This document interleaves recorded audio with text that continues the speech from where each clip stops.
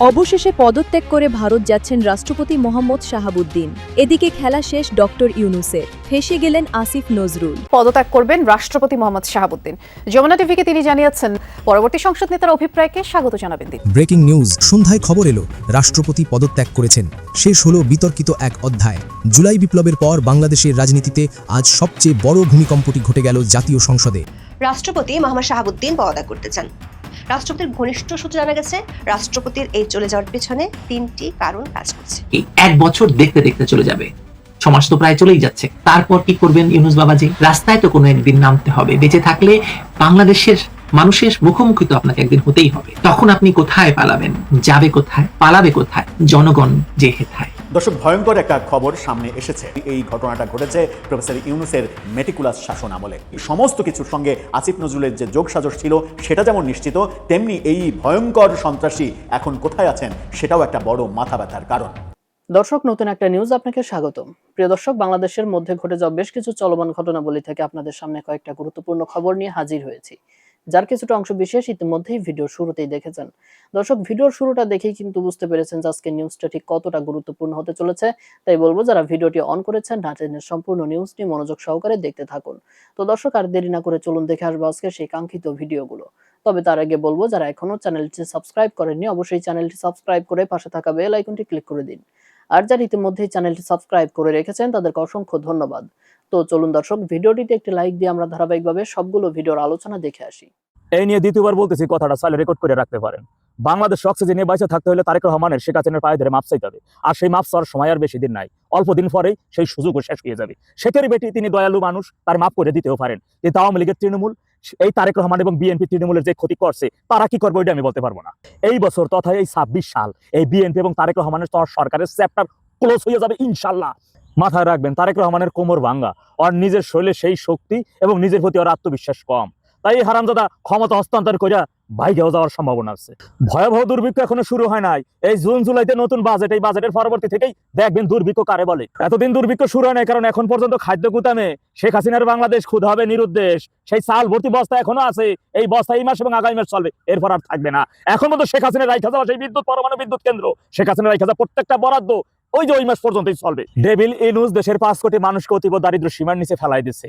তাদের উপর এই সরকার বাংলাদেশের ইতিহাসে এই সর্বপ্রথম দুর্ভিক্ষে পড়া ব্যক্তিদেরও ট্যাক্স দিতে হবে। অর্থাৎ যার 1 টাকার সম্পদ আছে, বাপের পাওয়া যদি সম্পদ হয় 1 টাকা, যে ভিক্ষা করে যদি তার পৈতৃকভাবে 1 টাকার সম্পদ থাকে, সেই 1 টাকার সম্পদে তাকে রাষ্ট্রকে ট্যাক্স দিতে হবে।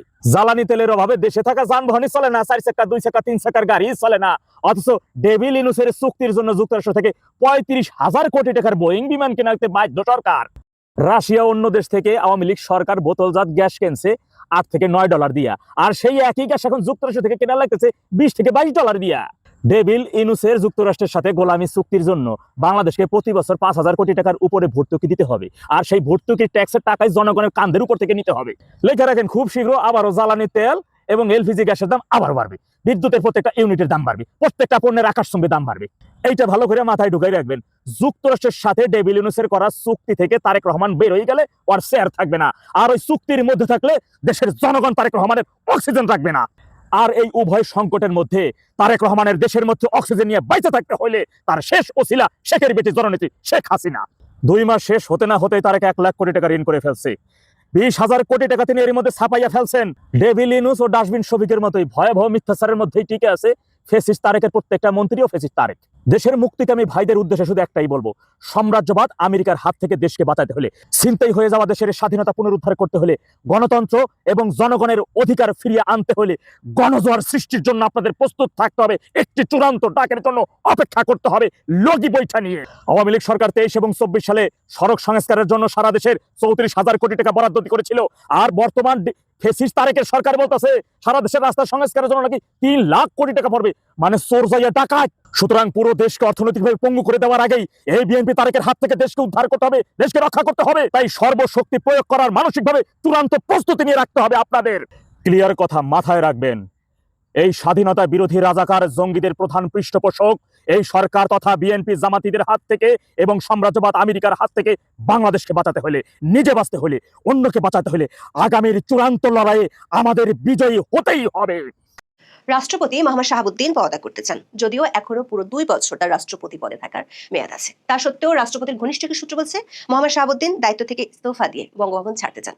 ইতিমধ্যে বিষয়টি বিএনপি ও সরকারের শীর্ষ মহলকে তিনি অনানুষ্ঠানিকভাবে জানিয়েছেন। তবে বিএনপির একটি সূত্র বলছে রাষ্ট্রপতির দায়িত্বে থাকতে না চাওয়ার বিষয়ে বিএনপি ও সরকারের শীর্ষ মহল থেকে এখনো কোনো প্রতিক্রিয়া জানানো হয়নি। বিএনপি এই মুহূর্তে রাষ্ট্রপতি মোহাম্মদ শাহাবুদ্দিনের সরে যাওয়া বা ওই পদে পরিবর্তনের চিন্তাও করছে না। এমনকি রাষ্ট্রপ্রধানের পদ পরিবর্তনের প্রশ্নে সরকারের নীতি নির্ধারণী পর্যায়ে এখনো তেমন একটা আলোচনা হয়নি বলেই সংশ্লিষ্ট একাধিক সূত্রে জানা গেছে। এর মধ্যে অধ্যাপক ইউনূসের আমলে রাষ্ট্রপতির বঙ্গভবনের বাইরে যাওয়া নিয়ে যে অলিখিত নিষেধাজ্ঞা ছিল, সেটি থেকে মুক্তি পেয়ে 2024 সালের 5 আগস্টের পর প্রথমবারের মতো স্ত্রীকে নিয়ে বিদেশ সফরে যাচ্ছেন রাষ্ট্রপতি মোহাম্মদ শাহাবুদ্দিন। চিকিৎসা ও নিয়মিত স্বাস্থ্য পরীক্ষার উদ্দেশ্যে তিনি আগামী 9 মে লন্ডন সফরে যাবেন। চিকিৎসা শেষে আগামী 17 মে দেশে ফেরার কথা রয়েছে রাষ্ট্রপতির। প্রশ্ন হলো, অন্তর্বর্তী সরকার আমলের গৃহবন্দিত্ব আর অপমানের জীবন কাটিয়ে যে ভালো আছেন, সেটি রাষ্ট্রপতি কিছুদিন আগে বাংলাদেশের একটি গণমাধ্যমকে সাক্ষাৎকারে বলেছেন। বিএনপি সরকার ইউনূসের আমলে কেড়ে নেওয়া কিছু সুবিধাও রাষ্ট্রপতি দপ্তরে ফেরত দিয়েছে। তারপরও কেন রাষ্ট্রপতি দায়িত্ব ছেড়ে দেওয়ার কথা ভাবছেন? রাষ্ট্রপতির ঘনিষ্ঠ সূত্রে জানা গেছে, রাষ্ট্রপতির এই চলে যাওয়ার পেছনে 3টি কারণ কাজ করছে। আওয়ামী লীগ সরকারের সময় 2023 সালের 24 এপ্রিল 5 বছরের জন্য রাষ্ট্রপতি হিসেবে শপথ নেন মোহাম্মদ শাহাবুদ্দিন।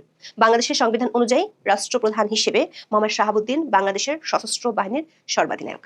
এর বাইরে পদটি মূলত অনানুষ্ঠানিক। দেশের কার্যনির্বাহী ক্ষমতা থাকে প্রধানমন্ত্রী ও মন্ত্রিসভার হাতে। দায়িত্ব নেওয়ার 16 মাসের মাথায় অভাবনীয় এক পরিস্থিতির মধ্যে পড়েন তিনি। কোটা সংস্কার আন্দোলনে আওয়ামী লীগ সরকারের পতন ঘটে। তখনকার প্রধানমন্ত্রী শেখ হাসিনা চলে যান ভারতে। আওয়ামী লীগ সরকার পদত্যাগের পর মোহাম্মদ শাহাবুদ্দিনের অবস্থান বেশ গুরুত্ব পেয়েছিল। সংসদ ভেঙে দেওয়ার পর তিনিই ছিলেন দেশের শেষ সাংবিধানিক কর্তৃপক্ষ। অন্য কোনো সাংবিধানিক পদে শেখ হাসিনা আমলে নিয়োগ করা কেউ থাকতে পারেননি মোহাম্মদ ইউনূসের আমলে। এমনকি অনেককে জেলেও যেতে হয়েছিল। কিন্তু বঙ্গভবনের থেকে যান মোহাম্মদ শাহাবুদ্দিন। তাকেই সংসদ বিলুপ্ত করার আদেশ দিতে হয়েছে। মোহাম্মদ ইউনূসের নেতৃত্বাধীন অন্তর্বর্তী সরকারকে শপথ পড়াতে হয়েছে। অন্তর্বর্তী সরকার নেওয়ার সিদ্ধান্তগুলোকে অধ্যাদেশে পরিণত করতে তাকেই সই দেওয়ার আনুষ্ঠানিকতা সারতে হয়েছে। এমনকি নির্বাচনের পর তারেক রহমানের নতুন সরকারও রাষ্ট্রপতি শাহাবুদ্দিনের কাছ থেকে শপথ নিয়েছে। সংসদের প্রথম অধিবেশনে বিএনপির মন্ত্রিসভার অনুমোদন করা ভাষণও দিতে হয়েছে। মোহাম্মদ ইউনূসের আমলে তিনি যে বেশ চাপের মধ্যে ছিলেন এবং এক ধরনের বঙ্গভবনের 4 দেয়ালের মধ্যে বন্দী ছিলেন, তা নিয়ে নিজের মুখে প্রথম বোমা ফাটান ত্রয়োদশ জাতীয় সংসদ নির্বাচনের তফসিল ঘোষণার দিনই। 2025 সালের 11 ডিসেম্বর আন্তর্জাতিক সংবাদ মাধ্যম রয়টার্সকে হোয়াটসঅ্যাপে এক সাক্ষাৎকারে জানিয়েছিলেন, তাকে ঘিরে মোহাম্মদ ইউনূস সরকারের কর্মকাণ্ডে তিনি অপমান বোধ করেছেন, সেজন্য ফেব্রুয়ারির সংসদ নির্বাচনের পর নিজের পদ থেকে সরে যেতে চান বলে নিজেই বলেছিলেন। এর মধ্যে নির্বাচন হয়ে যায়, বিএনপি সরকার গঠন করে। এরপর গত 20 ফেব্রুয়ারি দৈনিক কালের কণ্ঠকে দেয়া এক সাক্ষাৎকারে ইউনূস সরকারের আমলে কিভাবে তাকে মানসিক চাপের মধ্যে রাখা হয়েছিল সে কাহিনীগুলো তুলে ধরেন। তিনি জানিয়েছিলেন, মোহাম্মদ ইউনূসের নেতৃত্বাধীন সরকার যেমন তাকে অপসারণের চেষ্টা চালিয়েছিল, তেমনি বিদেশ সফর আটকানো, কূটনৈতিক মিশন থেকে ছবি নামিয়ে ফেলা, প্রেস উইংকে অপসারণের মতো ঘটনাও ঘটিয়েছে। এর মধ্যে 12 ফেব্রুয়ারি অনুষ্ঠিত জাতীয় সংসদ নির্বাচনের বড় বিজয় নিয়ে বিএনপি সরকার গঠনের পর থেকেই রাষ্ট্রপতি পরিবর্তন প্রশ্নে নানা আলোচনা শুরু হয়েছিল বাংলাদেশের রাজনীতিতে। এমনকি বিএনপির কারা রাষ্ট্রপতি হতে পারেন এমন অনেক নাম দিয়ে খবর প্রকাশিত হয়েছিল সংবাদ মাধ্যমে। সামাজিক মাধ্যমেও ছিল অনেক নাম নিয়ে আলোচনা। দলটির নেতাকর্মীদের অনেকের ধারণা করেছিলেন রাষ্ট্রপতি পদে পরিবর্তন আসতে পারে, যদিও নির্বাচিত রাষ্ট্রপতি হিসেবে তার মেয়াদ রয়েছে 2028 সালের এপ্রিল মাস পর্যন্ত। তবে এসব কিছু আলোচনার মধ্যেই সীমাবদ্ধ ছিল। রাষ্ট্রপতি মোহাম্মদ শাহাবুদ্দিন তার আগেই বলেছেন, নির্বাচিত বিএনপি সরকার চাইলে তিনি সরে যাবেন। এক সাক্ষাৎকারে রাষ্ট্রপতি দাবি করেছিলেন, তার দুঃসময়ে বিএনপির সহযোগিতা ছিল শতভাগ। বিএনপির পক্ষ থেকে মোহাম্মদ শাহাবুদ্দিনকে সরিয়ে দলীয় কোনো রাষ্ট্রপতি নির্বাচনের উদ্যোগ নিতে দেখা যায়নি।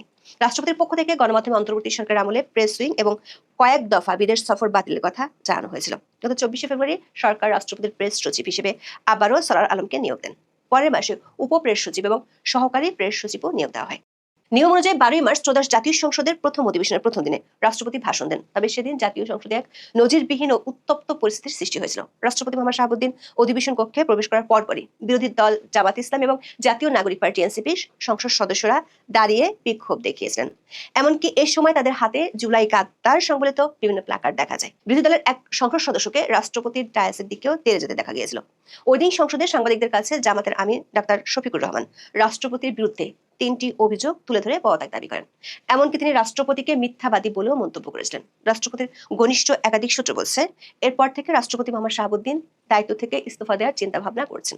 অন্ততপক্ষে 2 বার বিএনপির শীর্ষ পর্যায়ের সাথে অনানুষ্ঠানিক আলোচনায় তিনি এমন ইচ্ছার কথা জানিয়েছেন। বঙ্গভবনের সূত্রগুলো বলছে 3টি কারণে তিনি দায়িত্ব থেকে সরে যেতে চান। একটি হলো ইউনূস আমলে বিদেশি মিশন ও দূতাবাস থেকে তার ছবি সরিয়ে ফেলা হয়েছিল। 2টি সাক্ষাৎকারে তিনি বিষয়টি নিয়ে অপমানিত বোধ করেছেন বলে জানিয়েছিলেন। সরকারের হাইকমান্ডের কাছে তিনি এই ব্যাপারে ব্যবস্থা নেয়ার অনুরোধ করেছিলেন। কারণ আইনি বাধ্যবাধকতা নয়, প্রেসিডেন্ট হিসেবে রাষ্ট্রপতির ছবি বিদেশি মিশন ও দূতাবাসগুলোতে থাকে, কিন্তু এটি নিয়ে এখনো পর্যন্ত কোনো ব্যবস্থা নেয়নি বিএনপি। অবশ্য ইউনূসের আমলে রাষ্ট্রপতির বিদেশ যাওয়ার উপর যে অদৃশ্য নিষেধাজ্ঞা ছিল সেটি থেকে মুক্তি মিলছে তার। 2024 সালের 5 আগস্টের পর প্রথমবারের মতো দেশের বাইরে সফরে যাচ্ছেন তিনি। 76 বছর বয়সী রাষ্ট্রপতি মোহাম্মদ শাহাবুদ্দিনের সঙ্গে এই সফরে থাকছেন তার সহধর্মিণী ডক্টর রেবেকা সুলতান এবং ব্যক্তিগত চিকিৎসক সহ 4 সদস্যের একটি প্রতিনিধি দল 9 মে বাংলাদেশ থেকে লন্ডনে যাবেন, যেখানে একটি বিশেষায়িত হাসপাতালে তার প্রয়োজনীয় স্বাস্থ্য পরীক্ষা ও চিকিৎসা হবে। আগামী 17 মে তার দেশে ফেরার সম্ভাবনা রয়েছে। 1975 সালের প্রেসিডেন্টস রিমিনারেশন অ্যান্ড প্রিভিলেজ অ্যাক্টের 12 নম্বর অনুচ্ছেদ অনুযায়ী প্রেসিডেন্ট নিজের ছুটি নিজেই মঞ্জুর করেন। স্বাস্থ্য বা ব্যক্তিগত কারণে তিনি সর্বোচ্চ 4 মাসের ছুটিতে থাকতে পারেন, তবে ছুটিতে যাওয়ার আগে সেটি অবশ্যই জাতীয় সংসদের স্পিকারকে জানাতে হয়। রাষ্ট্রপতির কার্যালয় থেকে জানা গেছে ইতিমধ্যে এ বিষয়ে প্রক্রিয়া শেষ করা হয়েছে। দর্শক, প্রায় 2 বছর পর চিকিৎসা সেবা নিতে বিদেশ যাচ্ছেন তিনি। 2023 সালের অক্টোবরে সিঙ্গাপুরে রাষ্ট্রপতির কার্ডিয়াক বাইপাস সার্জারি হয়েছিল। এরপর 2024 সালের মার্চ মাসে তিনি দুবাই হয়ে লন্ডনে স্বাস্থ্য পরীক্ষা করাতে যান এবং সেখান থেকে ফিরে আসেন। এরপর আর তিনি চিকিৎসা নিতে বা নিয়মিত চেক আপ করাতে দেশের বাইরে যাননি। বলা ভালো, যেতে পারেন। ইউনূস সরকার আমলে চিকিৎসার জন্য বিদেশ যাওয়ার অনুমতি চাইলেও তা পাননি। তখন ইউনূসের দপ্তর থেকে বলা হয়েছিল যদি প্রয়োজন হয় বিদেশ থেকে চিকিৎসক আনার ব্যবস্থা করবেন, তবু বিদেশে যাওয়া যাবে না। লন্ডনের কেমব্রিজ পার্কওয়ে হাসপাতাল সহ বিদেশে চিকিৎসার অ্যাপয়েন্টমেন্ট থাকা সত্ত্বেও তাকে যেতে দেওয়া হয়নি। এটিকে তিনি মানসিক পীড়ন ও রাজনৈতিক উদ্দেশ্য পরিণত বলে মন্তব্য করেছিলেন। দর্শক, রাষ্ট্রপতি যে পদত্যাগ করতে চান তার পিছনে রাষ্ট্রপতির ঘনিষ্ঠ সূত্রগুলো দ্বিতীয় কারণ হিসেবে যা বলছে সেটি হলো অন্তর্বর্তী সরকারের আমলে ব্যাপক চাপের কারণে অনিচ্ছা থাকা সত্ত্বেও অনেক অধ্যাদেশে রাষ্ট্রপতিকে স্বাক্ষর দিতে হয়েছিল। এমনকি কিছু অধ্যাদেশ নিয়ে তিনি ওই সময় আপত্তি জানানো সত্ত্বেও ইউনূস সরকার সেগুলো জারি করেছিল। কিন্তু বিএনপি সরকার এর মধ্যে কিছু অধ্যাদেশ সংসদে পাশ করেছে যেগুলো নিয়ে রাষ্ট্রপতি আগেই আপত্তি জানিয়েছেন। সংবিধানের 80 অনুচ্ছেদ অনুযায়ী সংসদে কোনো বিল গৃহীত হলে সম্মতির জন্য তা রাষ্ট্রপতির নিকট পাঠাতে হয়। রাষ্ট্রপতির কাছে পাঠানোর 15 দিনের মধ্যে তিনি তাতে সম্মতি দিবেন, কিংবা অর্থ বিল ছাড়া অন্য কোনো বিলের ক্ষেত্রে বিল বা তার কোনো অংশ পুনর্বিবেচনার অনুরোধ রাষ্ট্রপতি করতে পারেন। যদি তা করেন তাহলে সেটি আবার সংসদে তুলতে হয়। তবে সাংবিধানিক প্রক্রিয়াটি সরকার পক্ষ না চাইলে অনুসরণ করার সুযোগ খুবই কম। রাষ্ট্রপতির ঘনিষ্ঠজনরা বলছেন বিরোধী দলের পক্ষ থেকে জাতীয় সংসদে সাংবিধানিক সর্বোচ্চ পদে আসীন ব্যক্তি সম্পর্কে যেভাবে বাজে মন্তব্য করা হচ্ছে তাতে তিনি অসন্তুষ্ট। সবশেষ 30 এপ্রিল সংসদে দাঁড়িয়ে রাষ্ট্রপতি মোহাম্মদ শাহাবুদ্দিনকে অপসারণ ও গ্রেপ্তারের দাবি জানিয়েছেন বিরোধী দলীয় চিফ হুইপ নাহিদ ইসলাম। রাষ্ট্রপতির দপ্তরের একজন কর্মকর্তা বলেছেন নাহিদ ইসলামের সংবিধান বিষয়ে ন্যূনতম জ্ঞান থাকলে তিনি রাষ্ট্রপতিকে গ্রেপ্তারের কথা সংসদে বলতে পারেন না।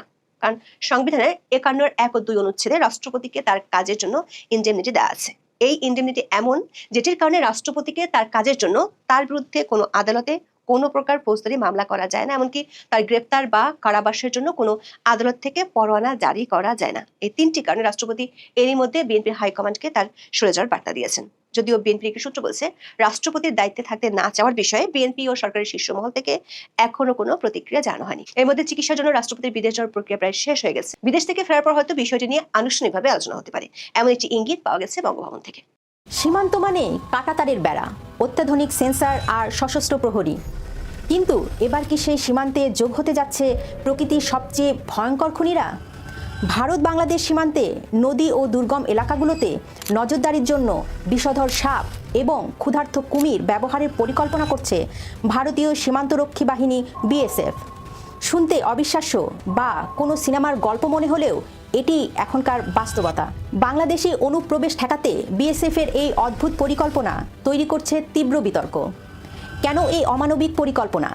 এর পেছনে থাকা আসল রাজনৈতিক উদ্দেশ্যই বাকি। ভারত ও বাংলাদেশের সীমান্ত প্রায় 4096 কিলোমিটার দীর্ঘ। ভারতের পশ্চিমবঙ্গ, ত্রিপুরা, আসাম, মেঘালয় এবং মিজোরাম এই 5টি রাজ্যের মধ্য দিয়ে গেছে এই আন্তর্জাতিক সীমানা। এর মধ্যে প্রায় 3000 কিলোমিটার এলাকা ভারত ইতিমধ্যে কাঁটাতারের বেড়া নির্মাণ করেছে, কিন্তু সমস্যা রয়ে গেছে বাকি অংশে। পাহাড়, গভীর জঙ্গল, জলাভূমি আর নদী এই অঞ্চলগুলো অত্যন্ত দুর্গম। বিশেষ করে বর্ষাকালে যখন নদীগুলো ফুলে ফেঁপে ওঠে তখন সেখানে স্থায়ী বেড়া দেওয়া কার্যত অসম্ভব হয়ে পড়ে। বিএসএফের দাবি এই নদীপথ এবং গ্যাপগুলো ব্যবহার করেই চলছে অবৈধ পারাপার। আর সেই জায়গাগুলো বন্ধ করতেই এবার তারা প্রকৃতির ওপর ভরসা করতে চাইছে। ভারতীয় গণমাধ্যম নর্থ ইস্ট নিউজ প্রথম এই খবরটির সামনে আনে। এতে বলা হয় বিএসএফের সদর দপ্তর থেকে সীমান্ত ইউনিটগুলোকে নির্দেশ দেওয়া হয়েছে নদীপথে ফাঁকা জায়গাগুলোতে সাপ কুমির ব্যবহারের সম্ভাবনা যাচাই করার জন্য। শুধু তাই নয়, এই নির্দেশনা পাওয়ার পর মাঠ পর্যায়ে কী ব্যবস্থা নেওয়া হয়েছে তার দ্রুত রিপোর্টটিও তলব করা হয়েছে। অর্থাৎ বিষয়টি কেবল আলোচনার টেবিলেই সীমাবদ্ধ নেই, এটি বাস্তবায়নের প্রাথমিক ধাপ শুরু হয়ে গেছে। ভারতের স্বরাষ্ট্র মন্ত্রণালয়ের বার্ষিক প্রতিবেদনে উল্লেখ করা হয়েছে যে অত্যন্ত প্রতিকূল ভূখণ্ড সত্ত্বেও বিএসএফ এর নিষ্ঠার সাথে অনুপ্রবেশ ঠেকানোর কাজ করছে। কিন্তু নদীমাতৃক এলাকা এবং সীমান্তের খুব কাছের জনবসতি তাদের বড় চ্যালেঞ্জের মুখে ফেলছে। জমি অধিগ্রহণ সংক্রান্ত আইনি জটিলতা এবং সীমান্তবাসীর প্রতিবাদের কারণে অনেক জায়গায় বেড়া দেওয়া সম্ভব হচ্ছে না। বিশ্লেষকদের মতে প্রযুক্তি এবং মানবশক্তি যখন ব্যর্থ হচ্ছে, তখন ভারত প্রাকৃতিক অস্ত্র হিসাবে সাপ ও কুমিরকে ব্যবহারের কথা ভাবছে। এই পরিকল্পনা প্রকাশ্যে আসার পর থেকেই মানবাধিকার মহলে উঠেছে প্রতিবাদের ঝড়।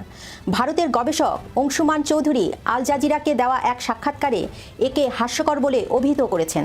তার মতে সাপ বা কুমির তো বুঝবে না যে কে অপরাধী আর কে নিরাপরাধী, এমনকি তারা ভারতীয় বা বাংলাদেশের মধ্যে পার্থক্য করতে পারবে না। অংশুমান চৌধুরী বিষয়টিকে দেখছেন সহিংসতা হিসাবে, যেখানে মানুষকে দমন করার জন্য প্রকৃতি ও হিংস্র প্রাণীকে অস্ত্র হিসাবে ব্যবহার করা হচ্ছে। এটি আধুনিক বিশ্বের সীমান্ত ব্যবস্থাপনায় এক নজিরবিহীন নিষ্ঠুরতা। কেন ভারত সরকার এতটা মরিয়া? এর পেছনে রয়েছে গভীর রাজনৈতিক সমীকরণ। নরেন্দ্র মোদীর নেতৃত্বাধীন বিজেপি সরকার বারবার দাবি করে আসছে যে বাংলাদেশ থেকে অভিবাসীরা ভারতের জনতাত্ত্বিক কাঠামো বদলে দিচ্ছে এবং তারা দেশের নিরাপত্তার জন্য বড় হুমকি। বিশেষ করে পশ্চিমবঙ্গ এবং আসামের রাজনীতিতে অনুপ্রবেশ অত্যন্ত স্পর্শকাতর ইস্যু। মানবাধিকার পর্যবেক্ষকদের মতে এই অভিবাসন বিরোধী প্রচারণাকে ঢাল হিসেবে ব্যবহার করে ভারতের ধর্মীয় সংখ্যালঘু, বিশেষ করে বাঙালি মুসলমানদের কোণঠাসা করার চেষ্টা চলছে। আমাদের ভুলে গেলে চলবে না, 1947 সালে ব্রিটিশ ভারত বিভক্তির সময় বাংলা দ্বিখণ্ডিত হয়েছিল। এই সীমান্ত কোনো প্রাকৃতিক বিভাজন নয়, এটি একটি রাজনৈতিক রেখা। আজ যারা সীমান্তের দুই পারে বাস করছেন তাদের সংস্কৃতি ও জাতিগত শিকড় একই। অনেকের জমি ওপারে, ঘর এপারে।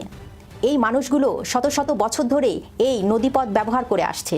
এখন সেখানে হিংস্র প্রাণী ছেড়ে দেওয়া মানে তাদের জীবনকে স্থায়ী মৃত্যুর ঝুঁকিতে ফেলে দেওয়া। ভারতীয় মানবাধিকার কর্মী হর্ষ মান্দার কঠোর সমালোচনা করে বলেছেন যে ভারত সরকার অনুপ্রবেশকারীদের চিহ্নিত করতে আইনি পথের চেয়ে বিচার বহির্ভূত পদ্ধতি বেশি পছন্দ করছে। আন্তর্জাতিক আইন অনুযায়ী কোনো অনুপ্রবেশকারীকে আইনি প্রক্রিয়ায় ফেরত পাঠানো উচিত, কিন্তু সীমান্তে গুলি চালানো কিংবা এখনকার এই সাপ কুমির পরিকল্পনা প্রমাণ করে যে মানবাধিকারের চেয়ে দমন নিপীড়নই এখন মুখ্য। হর্ষমান্দার আরও যোগ করেন, এটি মূলত ভারতীয় মুসলমানদের মধ্যে একটি স্থায়ী আতঙ্ক তৈরি করার প্রক্রিয়া। কোনো নির্দিষ্ট অঞ্চলে কৃত্রিমভাবে বিষধর সাপ বা কুমির ছাড়া হলে সেই অঞ্চলে প্রাকৃতিক ভারসাম্য নষ্ট হবে। সীমান্তের জওয়ানদের পাশাপাশি দুই দেশের সীমান্তবাসী, সাধারণ মানুষ, জেলে ও কৃষকদের জীবন হুমকির মুখে পড়বে এবং আন্তর্জাতিক সীমান্ত আইনে সাধারণ মানুষের বিরুদ্ধে প্রাণীকে অস্ত্র হিসাবে ব্যবহার করা যুদ্ধাপরাধের শামিল হতে পারে। একটি আধুনিক গণতান্ত্রিক রাষ্ট্রে সীমান্ত সুরক্ষা অবশ্যই জরুরি, কিন্তু সেই সুরক্ষার নাম করে যদি অমানবিক পথ বেছে নেওয়া হয় তবে তার রাষ্ট্রের নৈতিক অবস্থানকেই প্রশ্নবিদ্ধ করে। সীমান্তকে কেবল দেয়াল আর হিংস্রতা দিয়েই রক্ষা করতে হবে, নাকি প্রতিবেশী দেশের সাথে আলোচনা এবং মানবিক দৃষ্টিভঙ্গির মাধ্যমে একটি শান্তিপূর্ণ সমাধান সম্ভব? আপনার কি মনে হয়, সীমান্ত নজরদারিতে বন্যপ্রাণী ব্যবহার কি কোনো যৌক্তিক সমাধান হতে পারে? প্রিয় দর্শক, আমি আশা করছি সবগুলো ভিডিওই আপনি মনোযোগ সহকারে দেখেছেন। সেই সাথে দর্শক, এই ভিডিওগুলো সম্পর্কিত যদি কোনো তথ্য বা মতামত থাকে তাহলে তো অবশ্যই কমেন্ট করে জানিয়ে দিন। এতক্ষণ সাথে থাকার জন্য ধন্যবাদ। নিউজটি শেষ করছে এখানেই, ফিরছে আগামী ভিডিওতে নতুন কোনো টপিক নিয়ে। আল্লাহ হাফেজ।